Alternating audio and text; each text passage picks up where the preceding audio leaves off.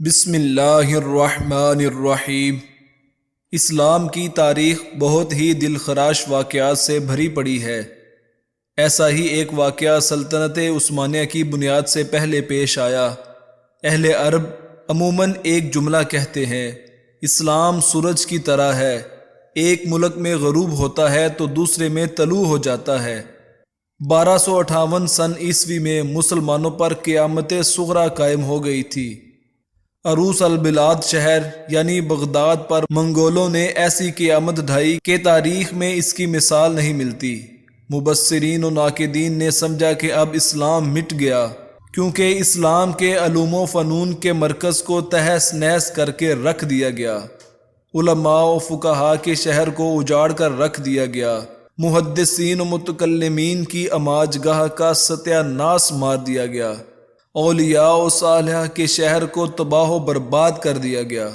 مگر عین 1258 سن عیسوی میں، یعنی اسی تباہی و بربادی کے سال، حکیم مطلق جناب رب العزت نے امت مرحومہ کو ابو السلاطین حضرت غازی عثمان رحمۃ اللہ علیہ کی صورت میں ایک سورج عطا فرمایا، جس نے تاریخ کی عظیم سلطنت اور مسلمانوں کی سب سے طویل المدت بادشاہت قائم کی تھی۔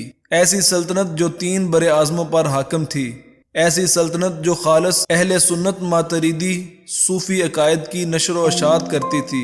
اس سلطنت کی بنیاد میں صوفیاء علماء کا اہم ترین کردار تھا۔ اس سلطنت کے سلاطین میں سلطان اورحان، سلطان محمد فاتح، سلطان سلیمان علی شان، سلطان سلیم یاوز، مراد خان اور سلطان عبد الحمید خان جیسے عظیم نیک سلاطین شامل تھے۔ 1258 سن عیسوی میں اللہ رب العزت نے عربوں کو ان کی آسائشوں اور خدمت اسلام سے دوری کی وجہ سے رسوا کر کے ترکوں کو امت مرحومہ کی خدمت کا موقع دیا، اور پھر ترکوں نے تقریباً 700 سال امت کی رہنمائی بھی کی اور خدمت بھی کی۔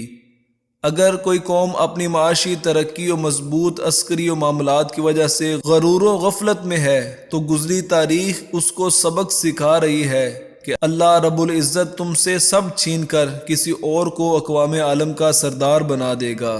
فروغ شمع تو باقی رہے گا صبح محشر تک، مگر یہ بزم پرانوں سے خالی ہوتی جاتی ہے۔ فروغ شمع یعنی سلام تو بڑھتا جائے گا، مگر خود دیکھ لیں کہ ایک قوم کی حیثیت سے ہمارا اس فروغ میں کتنا حصہ ہے۔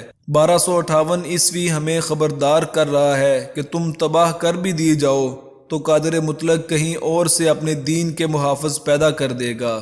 جہاں میں اہل ایمان صورت خورشید جیتے ہیں، ادھر ڈوبے ادھر نکلے، ادھر ڈوبے ادھر نکلے، کاش ہم طلوع ہونے والوں میں سے ہوں۔